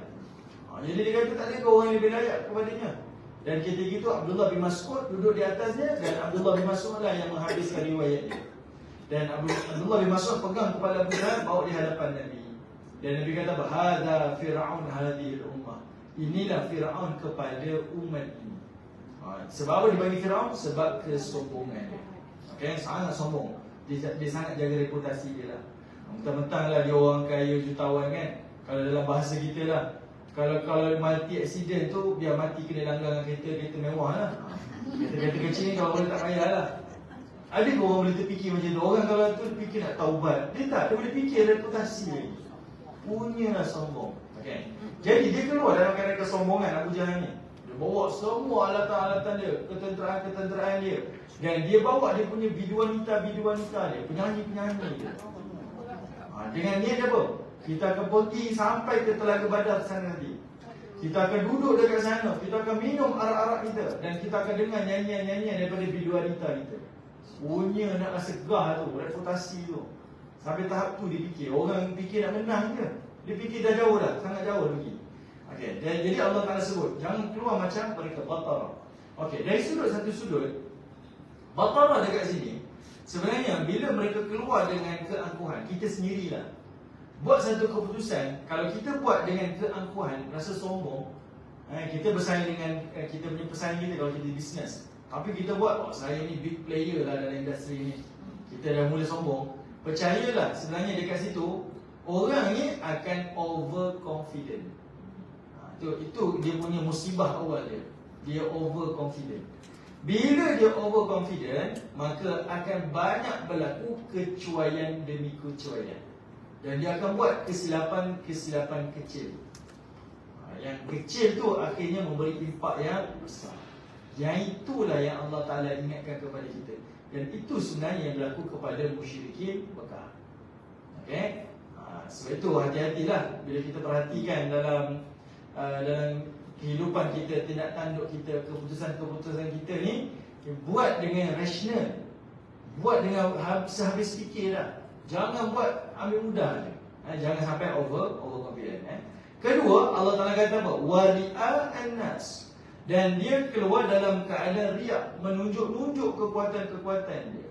Dia perintah semua pembesar-pembesar dia keluar, bawa semua apa yang mereka ada, nak tunjukkan kekuatan dia. Sebab bila mereka berperang di Badar, Badar ketika itu adalah satu lokasi yang macam satu tempat tumpuan. Mana-mana pedagang yang berdagang antara Syam ke Yaman, sebelum mereka pulang ke destinasi dia, dia akan berhenti di Badar untuk dia buat sekali lagi jual beli sebelum pulang. Okay? Macam kita lah, kita dah sampai destinasi kita dah bergaya, on the way balik ke destinasi kita, tetap singgah ke R&R juga. Kenapa? Nak rehat lah, nak membeli belas sikit lah, nak cebur tangan, macam-macam lah. Kalau ke Seremban mesti singgah, ke selatan mesti singgah R&R Seremban, betul kan? Kenapa R&R Seremban? Punya banyak R&R tantah lah, nak pergi Seremban juga. Kalau pergi ke R&R Utara, mesti nak singgah ke Tapah. Semua yang sama, Tapah. Tak ada jauh beza. Tak pun Sungai Siput, Sungai Perak kan? Sungai Perak. Itu je lah. Dia macam itulah Badar, jadi tempat tumpuan. Jadi Abu Jahal, dia kata apa? Kita akan kalahkan Muhammad di situ Dan biar nama kita ni terus dikenal. Biar orang Arab yang perhatikan peristiwa tu akan mengenang perkara tu. Tapi sebaliknya yang berlaku, tentera Nabi, kerajaan Madinah makin kukuh, kerajaan Mekah makin luntur kekuatannya. Orang tengok kekalahan besar kepada mereka tu yang sangat memalukan di dalam peperangan Badar. Dari satu sudut pula, bila mereka keluar dalam keadaan riak, nak menunjuk kekuatan saja, kelemahan kedua yang mereka buat adalah mereka tidak fokus kepada strategi. Sepatutnya tak semua patut kita keluar, dan tak sepatutnya semua benda kita patut tunjukkan. Mesti ada benda yang kita kena simpan sebagai strategi kan. Itu kesilapan besar yang dilakukan oleh orang Quraisy. Okay? Pertama tadi dia overconfident, akhirnya berlaku kecuaian. Dan yang keduanya adalah kerana mereka itu dalam keadaan riak, menunjuk, maka mereka tidak fokus. Dan yang ketiga ni kata Allah, wa yasudduna an sabilillah, iaitu mereka menghalang daripada jalan Allah Ta'ala. Dan ini adalah kesilapan yang paling besar. Okay? Kesilapan yang paling besar adalah menghalang manusia daripada jalan Allah Subhanahu wa Ta'ala. Okey, sekarang kita perhatikan orang musyrikin Mekah, apa yang berlaku kepada mereka? Sebenarnya Abu Jahal buat keputusan keluar daripada Mekah ni, keputusan dengan emosi, bukan dengan rasional. Kenapa? Kita tengok kemuncak kemarahan Abu Jahal yang tak dibendung. Pertama, saya sebutkan tadi, ada 8 syariah yang berlaku sebelum perang Badar. Jadi halangan demi halangan ini membuatkan Abu Jahal memang marah kepada Nabi Muhammad yang tak ada kerja dah. Dan dia menunggu-nunggu saat untuk menghancurkan Nabi. Dia dah tak boleh tahan perasaan marah dia ni. Okay, dendam dia tu. Dia nak kalahkan baginda Nabi SAW. Yang kedua pula, naik sikit dia kemarahan dia, Nabi SAW telah menghantar ada satu operasi disebut sebagai Sariyah Abdullah bin Jash. Sariyah Abdullah bin Jash. Ni Sariyah ni Nabi hantar, iaitu pada bulan berapa saya tak ingat lah. Tapi dia berlaku pada bulan Rejab, bulan Rejab, awal bulan Rejab. Sariyah ni Nabi hantar masuk ke dalam kawasan Nakhlah. Nakhlah ni ibu, ayah dirahmati Allah. Kalau kita tengok pada peta, kesianlah kena adik-adik kan ni. Tak apalah. Okey. Contohlah kita dengar ni nama Mekah, kita dengar ni nama Taif kan. Okey, kita ambil ni Mekah, ni Taif. Selalu kita bayangkan Mekah ni terasing. Sebenarnya Mekah ni adalah di antara Mekah dan Taif ni Mekah. Taif ni Mekah. Taif ni Mekah. Nakhlah ni duduk kat tengah ni. Ni namanya Nakhlah. Ni namanya Nakhlah. Nakhlah ni dia duduk di antara Mekah dengan Taif. Satu kawasan ni namanya Mekah. Kalau kita baca Quran, Allah Ta'ala sebut Taif ini sebagai Qaryatain, adalah salah satu daripada 2 kampung. Maksudnya Mekah satu kampung, Taif satu kampung. Maksudnya dia duduk dalam satu daerah. Macam kita duduk satu zon ni, ada pecah-pecahan kan, macam itulah Taif. Sebab itu tidak boleh kita kata baginda Nabi ni lepas tahun kesedihan, Nabi keluar, Nabi pergi dakwah kat Taif, macam Nabi tinggalkan Mekah. Nabi bukan tinggal Mekah, Nabi masih lagi dakwah di dalam kota Mekah, masih lagi duduk di kawasan daerah Mekah. Nabi tak keluar pun, tak pernah tinggalkan pun umat dia. Okey, sekarang ni Nabi SAW hantar Sariyah ni seramai 12 orang pergi ke Nakhlah. Apa Nabi buat? Nabi hantar sahabat-sahabat ni, sahabat-sahabat Nabi masuk sampai ke kawasan Nakhlah untuk buat intipan. Tengok kekuatan Quraisy, pergi tengok dari sudut ketenteraan dia, kekuatan dia, apa sahajalah. Pergi cuba selidik. Cuba bayangkan, kalau kita ni adalah sebuah negara yang besar, tiba-tiba kita punya sistem internet kita ataupun sistem kewangan kita secara maya ni telah digodam oleh satu budak kecil, contohlah. Negara punya sistem keselamatan ni telah digodam. Mungkin kita akan rasa tak patut kita kalah macam ni. Benda tu memalukan bagi Abu Jahal. Dan Abu Jahal betul-betul berang. Setelah beberapa rentetan halangan tu, dia marah. Sekarang berlaku benda ni, naik kemarahan dia. Dan dalam peristiwa ni, sahabat-sahabat Nabi buat 3 perkara. Dia telah bunuh salah seorang daripada orang Quraisy yang Abu Jahal betul-betul marah. Kedua, dia berjaya ambil harta rampasan perang. Dan yang ketiga, dia berjaya bawa balik 2 orang tebusan dalam keadaan selamat. 3 perkara ni pertama kali berlaku dalam sejarah Islam. Dan Abu Jahal melihat ini adalah satu ancaman. Okay? Abu Jahal nampak. Okey, itu peristiwa yang kedua. Peristiwa yang ketiga pula, peristiwa yang ketiga adalah peristiwa antara Abu Jahal bersama dengan Atikah binti Abdul Muttalib, ibu saudara Nabi. Ibu nampak kemarahan demi kemarahan berlaku ni. Iaitu sebelum berlakunya perang Badar ni, sebelum Abu Jahal keluar, Atikah binti Abdul Muttalib, mak saudara Nabi ni, dia dah bermimpi satu peristiwa. Dia mimpi apa? Iaitu dia melihat ada seorang lelaki duduk di atas Jabal Abi Qubais. Ni bukit yang kita panggil istana sebelah Masjidil Haram, tadi istana kan? Tempat yang kering jatuh dulu tu. Itu Jabal Abi Qubais. Di atas bukit itulah sebenarnya Nabi belah bulan. Kalau kita tengok sejarah, kat situlah Nabi belah bulan. Waktu tu dia nampak ada seorang lelaki berdiri kat situ, dia golekkan satu batu besar. Batu tu bergolek dan batu tu langgar Kaabah. Dan pecah batu besar tu jadi batu kecil. Dan dia masuk ke semua rumah-rumah orang di kota Mekah. Batu-batu tu masuk. Ni dia mimpi. Lalu dia cerita pada Al-Abbas, pakcik saudara Nabi ni. Al-Abbas ni ayah kepada Abdullah bin Abbas, Ibnu Abbas. Yang kita pergi ke Taif tu, kita ada pergi ke Masjid Ibnu Abbas. Masjid Taif tu, itu bapak dia. Al-Abbas bapak dia. Mak saudara Nabi cerita pada abang dia, Al-Abbas. Al-Abbas pula tawilkan mimpi. Dia kata ni adalah tanda musibah. Setiap orang yang duduk dekat Mekah ni, setiap rumah takkan terlepas daripada musibah. Itu takwil dia. Bila cerita tu, Al-Abbas kata kita kena rahsiakan. Al-Abbas kata nak rahsiakan, tapi dia cerita dengan orang yang dia kenal pula. Biasa kan, rahsia macam tu. Saya ada rahsia Ustaz ni. Dia kata rahsia tak payah cerita, dia nak cerita juga. Rahsia kan. Saya kalau orang cakap, Ustaz saya ada rahsia Ustaz, kalau rahsia baik tak cerita dengan saya memang tak ada simpan rahsia. Dia terus terang betul. Tak payah cerita kan, kalau rahsia tak payah cerita. Dia tertahan dulu, dia cerita dengan orang. Dan akhirnya cerita tu sampai dalam kalangan orang Mekah, viral. Dan cerita tu akhirnya sampai kepada Abu Jahal. Abu Jahal dengar naik berang dia kata apa? Tak sudah betul lah dia Bani Hashim ni, keluarga baginda Nabi. Sudahlah dia ni nak jadi ketua panglima, dialah yang bagi makan pada jemaah haji, dialah bab kenabian pun dia. Sekarang ni bab kata musibah pun Bani Hashim juga. Dia naik marah dia. Sebab dia dah rasa tekanan. 8 kali buat halangan, ekonomi dia dah tak apa ni. Sekarang bila dengar cerita mimpi ni, orang dah tersebar, naik darah dia, Abu Jahal ni.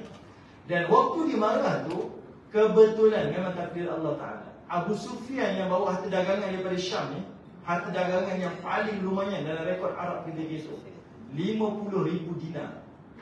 50,000 dinar kita dengar kecil, tapi kalau kita tukar dalam ringgit kita, yang ni saya punya catatan dulu, kira 5 tahun lepas saya punya catatan ni, sekitar dalam 40 juta 800,000 lebih. 40 juta 800,000 lebih. Itu 5 tahun ni catat, saya tak tukar ke yang mata wang sekarang lah. Mungkin lebih daripada itu. Okay, jumlah dia itu dari sudut cash 50,000 dinar. Ni tak masuk unta dia. Unta ada 1,000 ekor. Saya mudah macam ni. Unta zaman dulu dia dikira macam kontainer. Dia pembawa dah. Adakah orang buat event, buat program 1,000 kontainer dihantar berniaga? Kita dengar begitu, besar ni, apa benda dia berniaga. Itulah rekod yang dia buat. 1,000 ekor unta keluar. Dan 1,000 ekor unta tu penuh dengan muatan. 40 juta tadi tu cash dia. Belum kira unta lagi, belum kira lagi dia punya muatan-muatan dia lagi. Ni antara yang lumayan lah. Abu Sufyan pulang daripada Syam, dan dia dengar khabar baginda Nabi SAW buat roblok ni, dan nak buat halangan pada dia. Jadi apa yang terjadi kepada mereka? Abu Sufyan hantar seorang utusan namanya Damdam. Saya cerita pada ibu ni, ayah yang dirahmati Allah, semuanya ini masih lagi dalam kronologi. Kita tak bincang lagi dia punya teladan dia. Ini kronologi. Kita cerita teladan dia. Jadinya masa dia buat roblok tu, masa nak buat roblok tu, Abu Sufyan hantar Damdam. Damdam ni utusan dia. Damdam ni pula dia tunggang dia punya unta laju ni, sebab sebagai utusan nak bawa ada berita kecemasan. Sebelum dia masuk ke dalam kota Mekah, dia nak sampaikan ni berita cemas. Apa dia buat? Dia telah potong hidung unta dia. Itu zaman dia macam tu Kalau nak tunjukkan kita dalam keadaan emergency, dia potong hidung unta dia. Kemudian dia terbalikkan pelana tempat duduk dia dan dia koyakkan baju dia. Bila dia masuk saja dalam kota Mekah, dia kena timing tu. Abu Jahal baru dengar cerita Atikah kata ada musibah datang kepada kota Mekah daripada keluarga Bani Hashim ni, yang dia marah pada Nabi dan keluarga Nabi ni. Tiba-tiba datang dom-dom, dia kata, wahai orang ya masyarakat Quraisy, wahai orang-orang Quraisy, selamatkan harta kau, selamatkan harta kau. Muhammad nak buat rampasan. Ibu-ibu ayah yang boleh perasan macam mana keadaan Abu Jahal sebagai pemimpin ketika itu. Jadi dia tak tertahan-tahan marah dia pun kata semua orang yang ada di kota Mekah ni semua keluar. Jadi diperintah semuanya, ketua-ketua kabilah semua keluar, tidak ada yang terkecuali. Jadi dalam peperangan ni semua ketua pembesar Mekah keluar, melainkan seorang je tak keluar. Abu Lahab. Abu Lahab tak keluar. Abu Lahab siapa? Abu Lahab ni pakcik baginda Nabi SAW. Dia terkecuali, dia tak keluar. Dia sepatutnya keluar, tapi dia tak keluar. Sebab apa? Dia telah gantikan tempat dia dengan orang yang berhutang dengan dia. Kamu nak settle hutang kan? Nak buat settlement, awak ganti tempat saya. Dia tukar. Tapi walaupun dia tak pergi perang, dia mati di kota Mekah. Kenapa dia mati? Kita jumpa nanti. Esok kita jumpa dia, kita mati. Okey, baik. Kalau esok masa tak selesai, jadi bolehlah kita dapatlah satu gambaran. Okay. Jadinya Abu Jahal ni, bila dia perintah semua orang keluar, semua orang terpaksa keluar. Dan kita boleh perhatikan, dia buat keputusan dengan emosi. Dan ibu-ibu ayah dirahmati Allah, kita faham, bila seseorang itu buat satu keputusan dengan emosi, tak gunakan rasional dia, tak gunakan strateginya, maka itu sebenarnya adalah kegagalan yang paling utama. Buat satu, kan orang pepatah Melayu sebut kan, jangan berjanji ketika suka, dan jangan kita jangan berjanji ketika suka, dan jangan bukan bercerai ketika marah. Saya tengok istilah dia. Kalau kita tak suka tu, jangan buat keputusan. Maksudnya jangan buat satu perjanjian atau keputusan ketika marah ataupun ketika terlalu suka. Jangan. Sebab itu telah didominasi dengan emosi. Dia bukan lagi dengan rasional. Terlalu happy pun tak boleh, terlalu marah pun tak boleh, sebab emosi dah melebihi daripada akal dia. Jadi ketika itu kesilapan besar yang dilakukan oleh Abu Jahal. Dan ini sebenarnya yang Allah Ta'ala nak tunjukkan kepada kita. Okey, sekarang kita tengok lagi. Ketika itu Abu Jahal pula dia bergaduh dengan Umayyah bin Khalaf. Umayyah bin Khalaf orang nombor 2 dia. Kenapa dia bergaduh dengan Umayyah? Umayyah tadi telah dihantui dengan perasaan takut. Yang dia cakap, Sa'ad bin Mu'az kata pada dia, engkau akan mati dibunuh kan? Engkau akan mati dibunuh. Jadi dia dah janji dengan isteri dah, aku tak akan keluar daripada kota Mekah. Tiba-tiba Abu Jahal buat keputusan semua orang kena keluar. Dan dia pun kena keluar, kena pergi berperang. Sedangkan dia berjanji dia tak nak. Jadi dia tak nak keluar. Bila dia tak keluar, kabilah dia pun tak keluar. Tapi Abu Jahal buat apa? Abu Jahal telah memalukan Umayyah bin Khalaf. Dia telah bakar dia punya kemenyan Arab tu. Apa kita panggil tu? Bukhar tu kan? Kemenyan Arab tu dia bakar. Tapi dia bakar dengan bauan wanita, feminin ni bau. Ni sebagai satu penghinaan lah. Kalau zaman kita tak buat macam tu kan. Kalau zaman kita ni kita panggil mengecut. Atau saya tak mahu sebut lah, kita panggil pondan macam tu lah contohlah, saya tak mahu sebut lah. Tapi itulah cara dia menghina. Dan dia sebagai pemimpin kabilah Umayyah bin Khalaf ni malu dia. Dan dia rasa tercabar. Okey lah, okey kita keluar. Tapi dia keluar pun dalam keadaan dia marah. Dan sebenarnya dah tak seganding dengan Abu Jahal. Plan dia tu tak sama dah. Walaupun kita tengok yang keluar ni ramai tentera Quraisy, tapi hakikatnya Allah Ta'ala dah ranapkan kesatuan mereka daripada dalam. Okay, awal lagi tu Allah dah hancurkan daripada kesatuan dia tu. Bila Abu Jahal ni sepanjang perjalanan ke Badar, bila dia berhenti je, dia akan tanya, Umayyah ada tak Umayyah? Dia takut Umayyah balik. Betul tak? Kita tengok dari Rusia, kalau ibu baca dalam tim lah. Okey. Kemudian bila perkara ini berlaku, tak cukup dengan tu, berlaku lagi satu peristiwa berkaitan tentang Bani Zahra. Bani Zahra ni pula Abu Jahal and the gang ni dah keluar dah. Mereka keluar dengan bilangan 1,300 tentera. 1,300 dah keluar dah. Sampai dekat satu tempat, mereka dengar satu kabar daripada Abu Sufyan. Abu Sufyan kata apa? Jangan keluar, sebab kita ni dah terlepas daripada peperangan. Kita dah tak kena roblok dengan Muhammad. Aku dah terlepas. Sebab Abu Sufyan, dia ada strategi dia. Kita akan bincang masa kita dah masuk ke semasa nanti. Yang dia dapat laporan yang mana Muhammad dah sampai ke Badar. Jadi dia tukar laluan dia. Daripada laluan dagangan, dia pilih laluan yang berhampiran dengan pesisir pantai, di balik satu gunung tu. Dia kejar belakang. Jadi Nabi SAW terlepas, tak dapat kejar Abu Sufyan. Jadi Abu Sufyan hantar lagi sekali utusan dia, bagi tahu pada Abu Jahal, patah balik, kita dah selamat dah. Tapi Abu Jahal dengan rasa sombongnya, nak jaga reputasi dia, dia kata tak, kita teruskan misi kita. Dan pada waktu itu, pemimpin Bani Zahra yang dipimpin oleh Ahnas. Ahnas ni pemuda ketika itu. Dia kata apa? Kalau kita dah keluar, dah selamat, no point untuk kita pergi perang. Tak ada sebab. Sebab kita pergi hari ini adalah untuk lindungi harta kita. Tapi kalau harta dah selamat, tak ada sebab kita nak keluar. Tapi Abu Jahal lebih kepada hasad dia. Jadi dekat situ nak tunjukkan kepada kita, buat satu benda, kalau dah tak ada matlamat, lebih nak menunjuk ke orang, lebih nak riak, lebih nak hasad, tinggalkanlah. Ini kegagalan. Jadi Ahnas buat keputusan yang tepat. Dia kata kami nak patah balik. Daripada 1,300 yang pergi, 300 patah balik, yang tinggal 1,000. Saya bagi gambaran pada ibu yang dirahmati Allah. Kalau dah kita ada 10 beradik, dah berjanji dah, ni lepas Syawal nanti kita nak pergi piknik dekat PD contohnya. Tidur ramai dekat PD, bawa semua keluarga ni, bawa program dekat PD. Daripada 10 orang, 3 keluarga tak datang.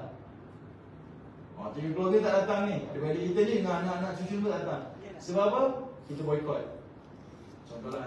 Apa perasaan yang lain? Tak best lah, tak cukup quorum kita ni. Itu pun kita rasa tak best dah tak rasa bersungguh dah.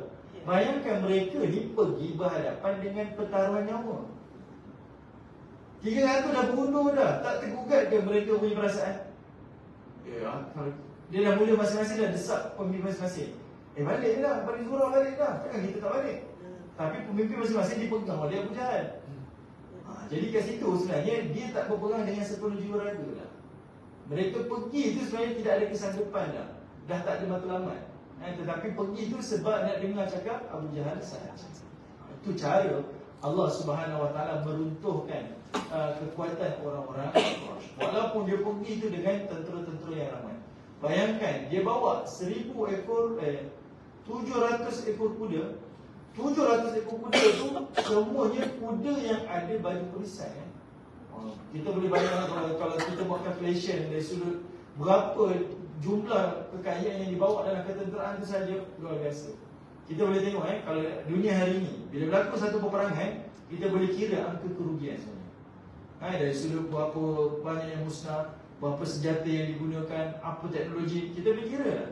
Macam itulah sebenarnya yang berlaku kepada mereka. Jadi Abu Jahal sebenarnya lebih tak fikirkan kepada kemenangan lah, tapi lebih kepada kepuasan hati dia. Dia gunakan emosi dia. Itu cara Allah Ta'ala kalahkan kekumpulan orang musyrikin Mekah. Ini peristiwa sebelum. Sebab itu, ibu-ibu yang dirahmati Allah, suka saya nak sebutkan dekat sini pengajaran dia. Kita tak melihat semua benda yang berlaku ni semuanya sebagai kita buat je, nanti Allah bantulah ni. Nak Allah bantu, mesti ada usaha saja. Kita mesti ada perancangan kita, kita mesti ada strategi kita, barulah Allah Ta'ala datangkan bantuan. Dan itu namanya sunnatullah. Dia mesti ada aturan dia. Dulu kan musim PKP kan, kita kata tak payah pakai topeng muka ni, tak payah pakai hand sanitizer ni, kita di masjid je kot, takkan Allah tak. Dia mula gunakan logik macam tu. Sebab kalau kita perhatikan pada perbuatan baginda Nabi SAW, Nabi dia bukan sekadar berserah kepada Allah Ta'ala, tetapi Nabi juga berikhtiar. Nabi juga adanya usaha dia. Dan pertolongan itu datang selepas itu. Tak boleh mengharap semata-mata kepada Allah Subhanahu Wa Taala sahaja. Ini adalah sebahagian dari sunatullah. Okey. Baik, sekarang kita tengok di pihak muslimin pula, apa yang Allah bantu pula. Di pihak orang muslimin, Allah Subhanahu Wa Taala pertama sekali Allah bantu orang muslimin, iaitu dengan menjawab doa baginda Nabi sallallahu alaihi wasallam. Kalau ibu-ibu ayah dirahmati Allah, tengok dalam kitab sirah, pada bulan Rejab tahun kedua Hijrah tu, Allah Taala telah menukar arah kiblat daripada Masjidil Aqsa pergi ke Masjidil Haram. Dan itu sebenarnya menjawab jawapan doa daripada Nabi SAW. Sebab Nabi bila hijrah ke Madinah, Nabi ini telah diejek berbelas bulan. Iaitu orang Yathrib kata apa? Orang Yahudi kata apa? Muhammad meniru agama kita. Sedangkan Allah takdirkan kiblat yang sama dengan orang Yahudi itu adalah untuk menunjukkan itulah kita punya titik persamaan. Baginda Nabi ini adalah Rasul yang dinanti-nantikan, yang disebut di dalam kitab Taurat itu. Tetapi mereka tukar, mereka ejek-ejek Nabi. Oh, Muhammad tiru, Muhammad tiru. Nabi SAW tak senang hati. Nabi berdoa dan Allah Ta'ala jawab, perkenankan. Kita lah contoh kita ada satu permohonan. Kita hantar permohonan dengan YB ni, hantar surat permohonan dengan YB. YB itu perkenankan kita punya permohonan. Apa kita rasa?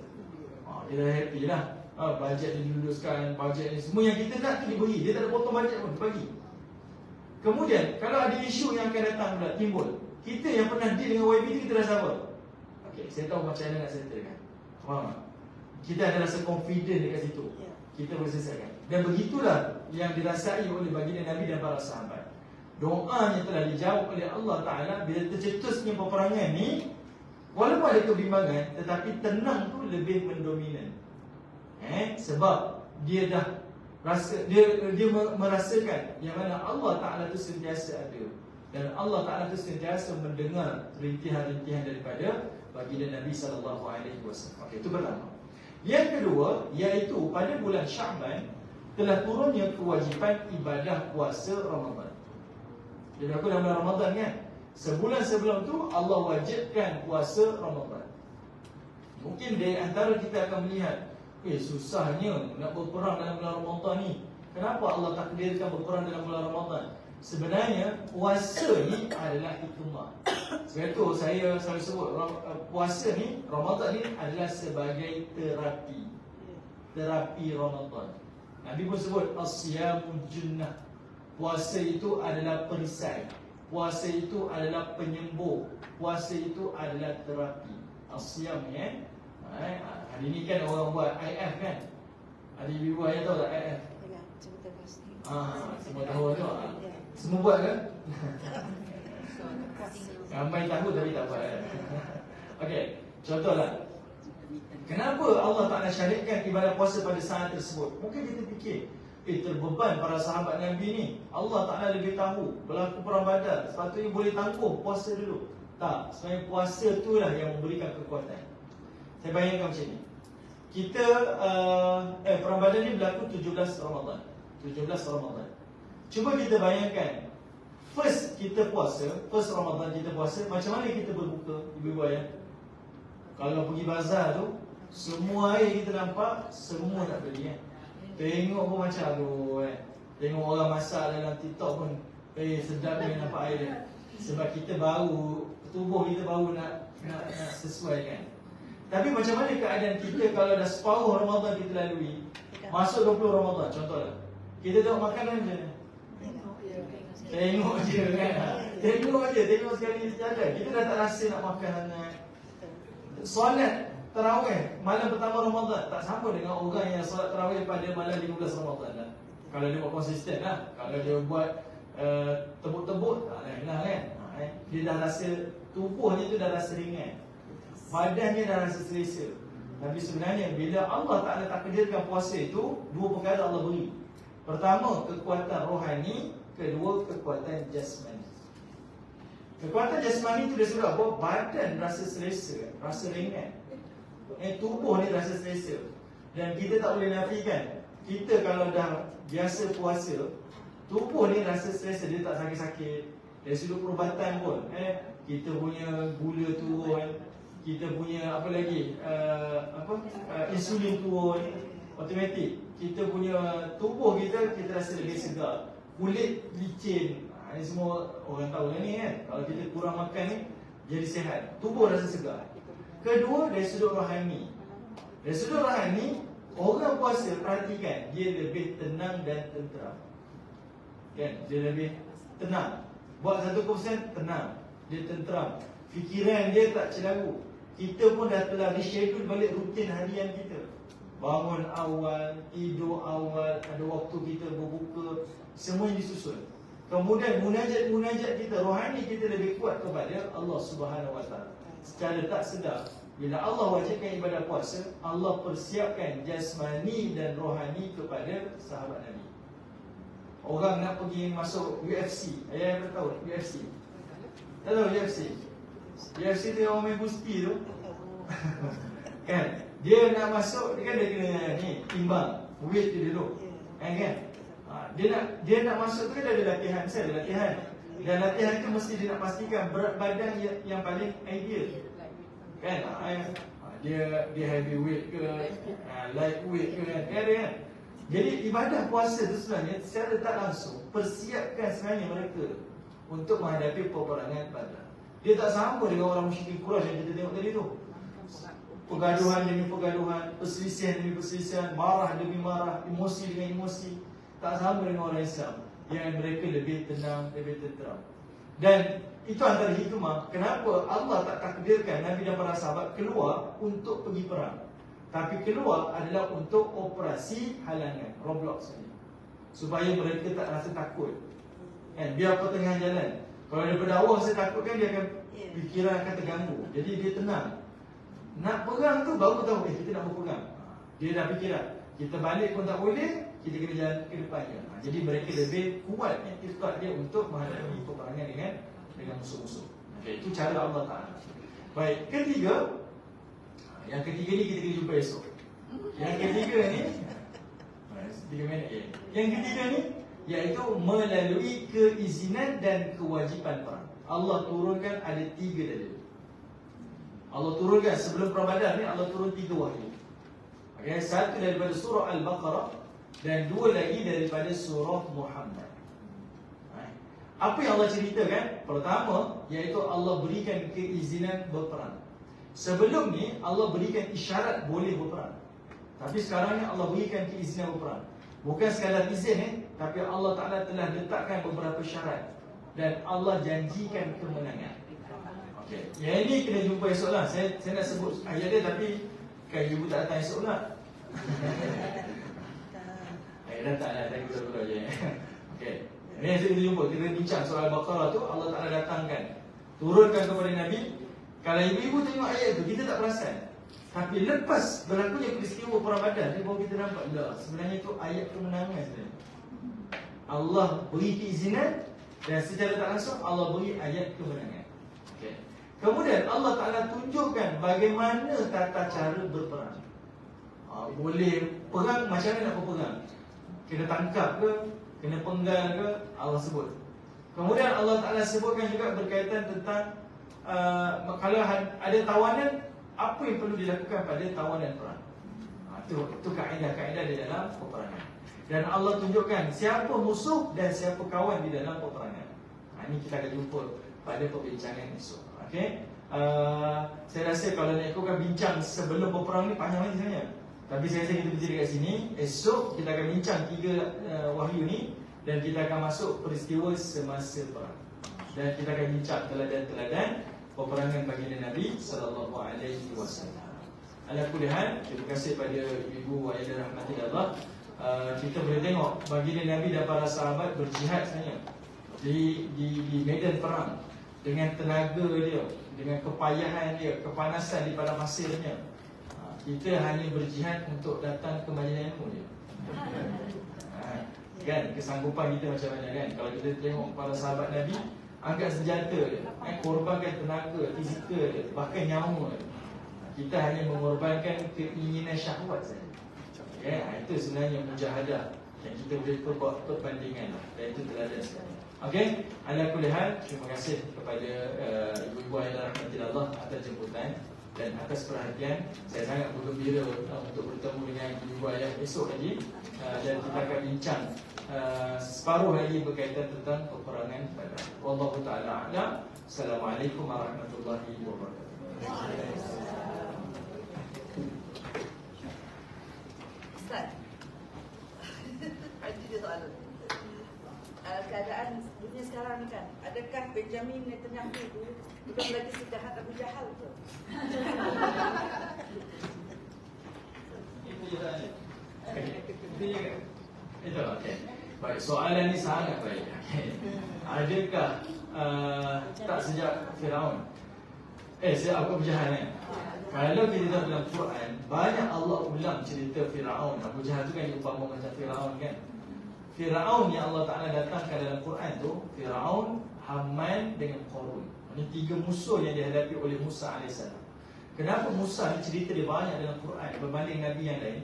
Sebab kisah Musa berhadapan dengan tiga watak jahat ni berulang pada zaman Nabi. Sebab itu kalau kita tengok Firaun, bukan Firaun di zaman Musa. Tengok Haman, bukan Haman pak turut pada zaman Musa. Qarun yang gila harta macam zaman Musa. Tetapi dia adalah pengulangan watak pada setiap zaman dan generasi. Kalaulah kita nak kata, adakah Netanyahu ni dia seperti Abu Jahal ataupun Qarun, seperti Firaun, sebenarnya mungkin sama atau mungkin lebih lagi. So, watak ni berulang, watak ni berulang. Sama je perangai dia. Pengulangan itu ada.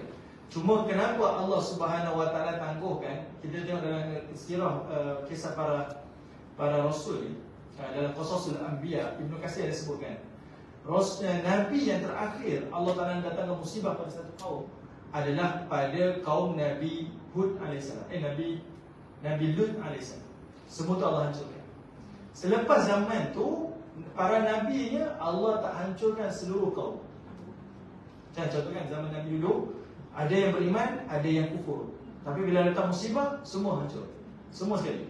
Tetapi bermula selepas zaman Nabi Lut, selepas zaman dia, zaman Ibrahim dan yang berikutnya tu, tidak ada lagi. Yang dihancurkan adalah pada golongan yang kufur saja. Samalah kepada zaman baginda Nabi SAW. Bila kejahatan dilakukan oleh Quraisy, Abu Jahal ni, tak semua orang Allah hancurkan. Tapi yang Allah hancurkan adalah Quraisy di dalam perang Badar. Kelompok kecil saja yang kufur. Jadi macam mana yang berlaku kepada Israel hari ini, macam itu juga. Okay? Allah Ta'ala akan datangkan musibah itu kemudian selepasnya. Okay? Cuma kita nak kena tunggulah, dan Allah Ta'ala lakukan dengan hikmah-hikmah. Yang ini memang tak tercapai dengan akal kita lah. Tetapi Allah lah yang menyusun kebijaksanaan. Hari ini kita tak nampak, tapi akan datang, akan nampak. Ada sebab Allah Ta'ala tangguhkan. Okay? Mungkin disebabkan, contoh tempoh hari saya pergi ke Andalus, saya pergi ke Sepanyol. Saya buat kajian tentang bumi Andalus, tamadun Andalus. Andalus ni, mana-mana tamadun ni, dia akan terbagi kepada 3 tahap. Tahap permulaan, tahap kemuncak, tahap kejatuhan. Dan ini adalah pusingan roda mana-mana zaman. Sama je. Pemerintahan ke apa saja, itulah 3 tahap dia. Tahap yang paling terbaik sebenarnya adalah tahap permulaan. Sebab waktu tu semua orang dalam keadaan sama je level. Okay, sama je level. Jadi semangat sama, nak berjaya sama.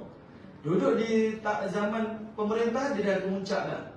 Tapi bila zaman pemerintah dah kemuncak ni, dia dah menuju kepada zaman kejatuhan. Bila dia dah ada kuasa, dia mula tamak, dia mula rakus, dia mula lupa diri dah. Dan akhirnya sebenarnya membawa kepada kejatuhan. Boleh jadilah, boleh jadi.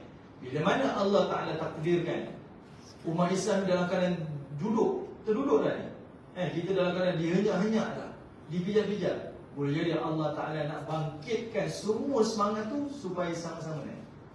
Sebab kalau dah duduk di zaman keselesaan, kita dah tak rasa dah, awak lah juang, saya dah selesai dah. Tapi bila semua orang dah rasa dihina, dah rasa terduduk, maka semua orang akan bangkit sama-sama. Boleh jadilah. Itu yang saya nampak lah. Lebih daripada itu semuanya daripada Allah Ta'ala. Allah Ta'ala.